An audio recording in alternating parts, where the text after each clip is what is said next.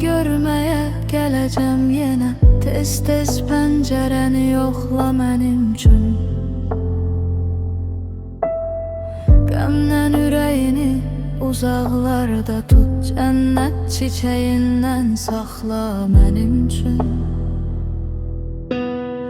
Bilmirəm neçə il mən saymalıyam, dünyada nə qədər yaşalmalıyam.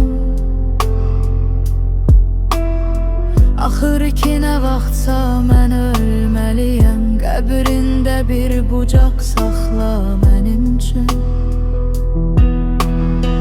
Özümdən demirəm bu sözləri mən, həsrətin odudur məni söylədən.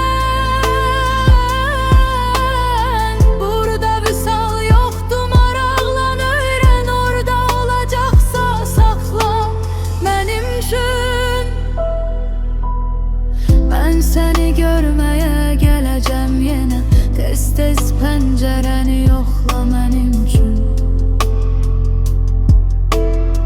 Qəmdən ürəyini uzaqlarda tut, cənnət çiçəyindən saxla mənim üçün. Bilmirəm neçə il mən saymalıyam, dünyada nə qədər yaşalmalıyam. Axır ki nə vaxtsa mən ölməliyəm, qəbrində bir bucaq saxla mənim üçün.